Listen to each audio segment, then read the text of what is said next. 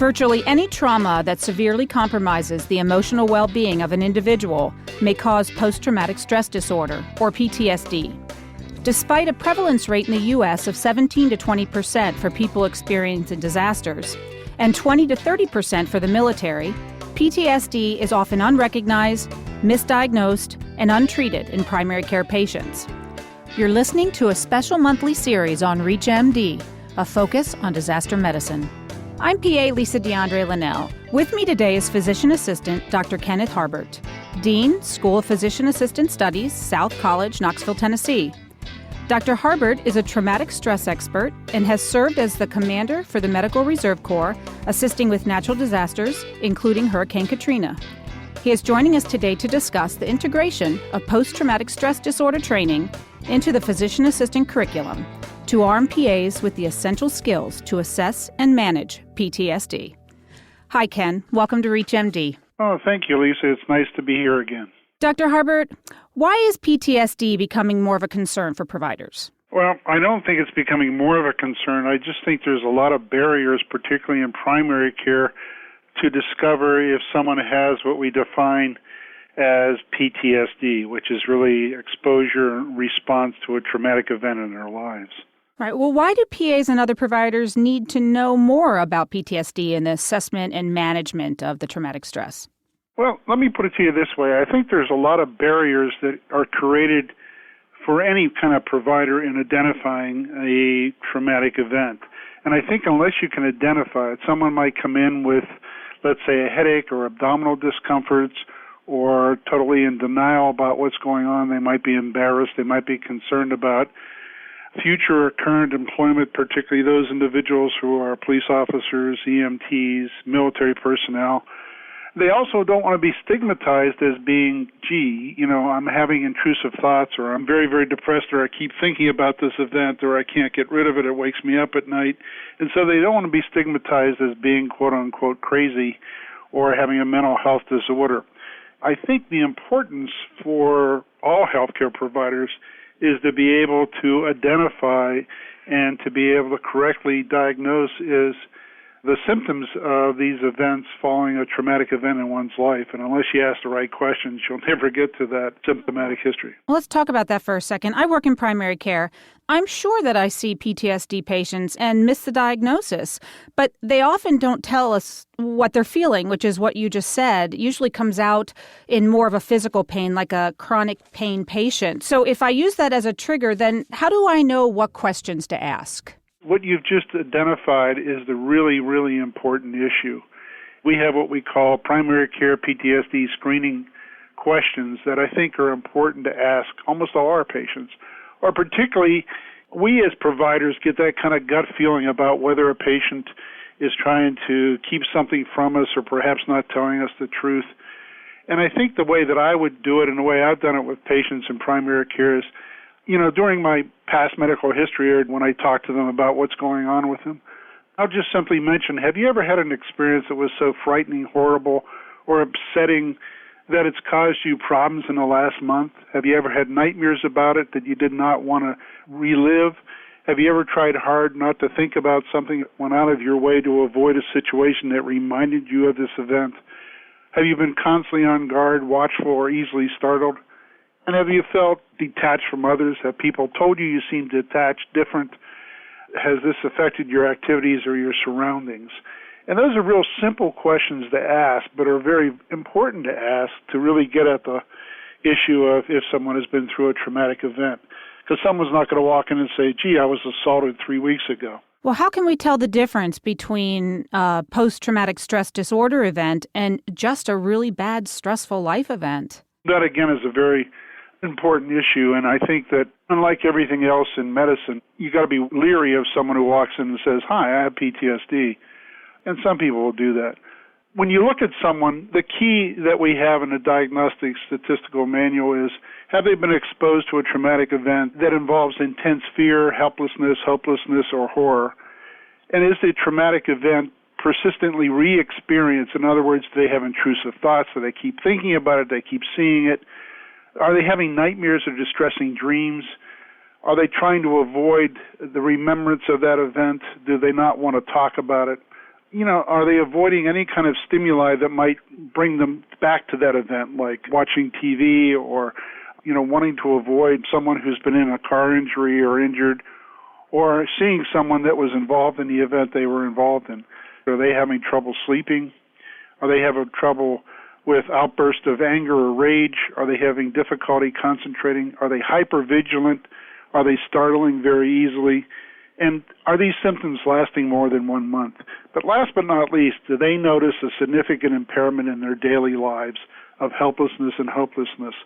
And, those are the main ways of separating out what we call normal stress or even acute stress disorder from PTSD. PTSD has to last more than a month by the criteria established, and basically these symptoms have to be ongoing.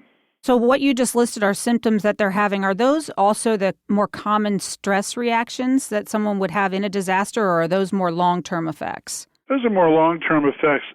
The normal kind of stress that people go through, let's say if they've been involved in a disaster or if they've been involved in, let's say, a motor vehicle accident. With a motor vehicle accident, if you think about it, it affects us in many different ways. It affects us cognitively, how we think about it, how we feel about it, what our response to it is. So when you get back in that car, it's not unusual to keep thinking, okay, am I going to have another accident? But we don't avoid getting back in that car. We don't avoid understanding that driving is an important part of our lives.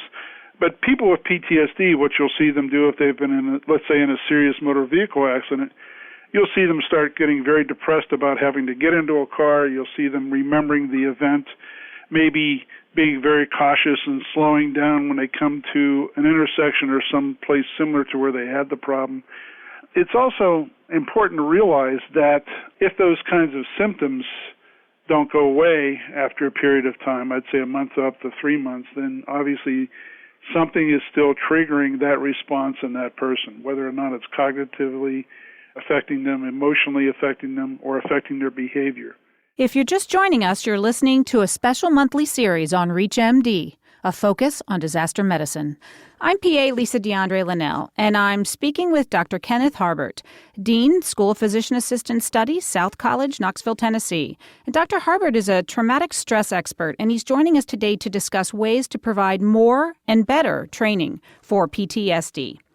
So, Ken, now the patient comes in, I think I've identified an issue. They're having symptoms that fall within these guidelines. The questions that they've answered make me think down this path. Now, why is it so important that I stop and move forward to identify and treat PTSD in this patient?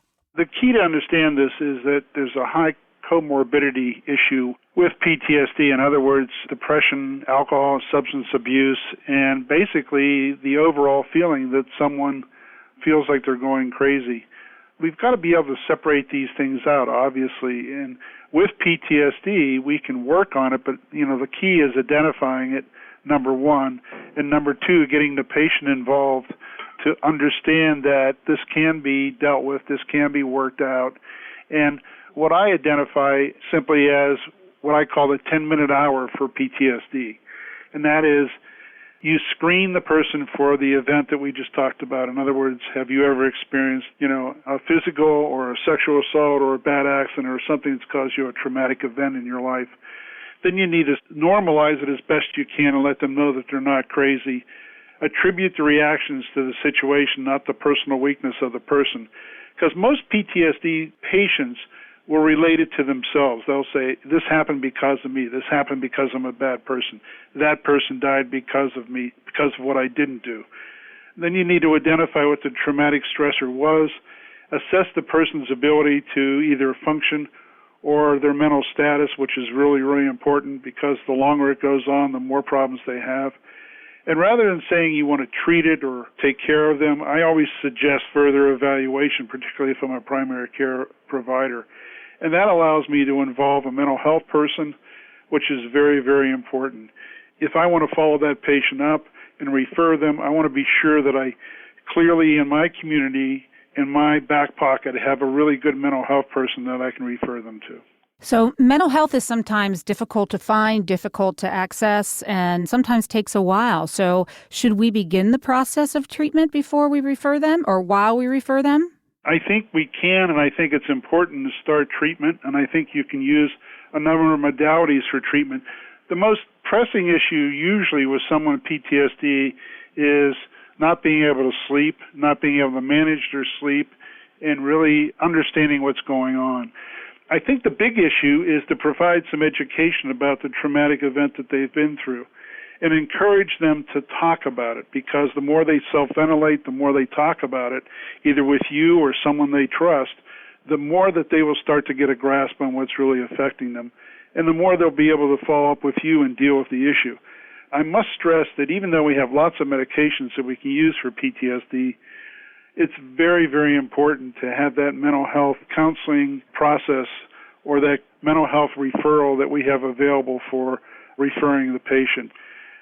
Medication alone won't work.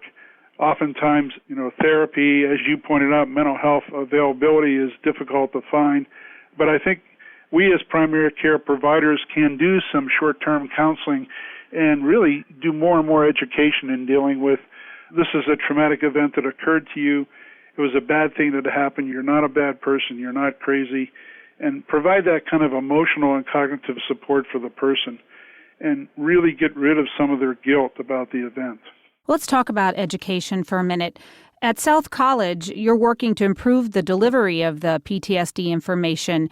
You've worked it into the curriculum there. Tell us about that. I think as we continuously look at the issues for the future, we're a competency-based PA program like most PA programs. One of the things that I feel is very, very important is for us to educate our students about PTSD and about the current kind of treatments that are available.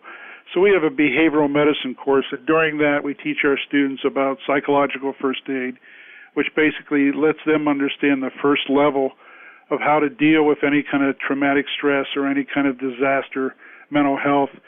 And then we focus them on understanding what PTSD is all about, what traumatic stress is all about. We use kind of an integrated method dealing with that. For example, in our neuroanatomy section, we go over the issue of how the limbic system is affected by PTSD, how the brain is affected by PTSD and traumatic stress, and what happens with eustress or good stress, and what happens with bad stress, and what happens with PTSD. And then during our radiology component, we talk about the new functional MRIs and how we can really both pre-treatment and post-treatment use things like CAT scans, PET scans, and more importantly, functional MRIs to really assess and evaluate how the patient's improving and what's happening with the patient. We also focus a little bit on TBI, traumatic brain injury, because we're finding more and more that's been misdiagnosed also. So we truly try to focus throughout the curriculum on little bits and pieces of how traumatic stress affects people, whether it's PTSD, whether it's, as you mentioned, what we define as eustress, because, getting married, getting divorced, having a death in the family could basically all be examples of not good stress, but just stress in our daily lives. And so that's how we integrate it throughout our curriculum. Ken, where can the listeners get more information on PTSD in general? And then where can they go to get the screening questions, the signs and symptoms, and more clinical information to treat the patients better? Well, I think there's some phenomenal websites available for them, and they're available from a number of different places. There's also a number of really good books out there. I think one of the better books written about the military and combat duty in Iraq and Afghanistan, though that gets a lot of news and spread these days, is by a gentleman by the name of Dr. Hoge, H-O-G-E, and he's published a really excellent book on how to deal with PTSD in the military. In addition to that, there are a number of websites, traumatic pages, www.trauma-pages.com.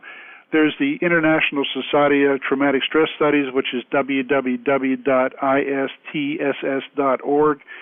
And last but not least, the National Center for PTSD.org, which is www.ncptsd.org. These are all excellent sites to get more information you'd ever want to know about PTSD treatment and medical management. Ken, thank you very much for coming on the show. You're very welcome, Lisa. It's always a joy to be with you, and thank you so much. I'd like to thank my guest, Dr. Ken Harbert, for coming on the show to increase our knowledge on how to assess and manage patients with post-traumatic stress disorder. I'm PA Lisa Dandrea Lenell, and thank you for listening.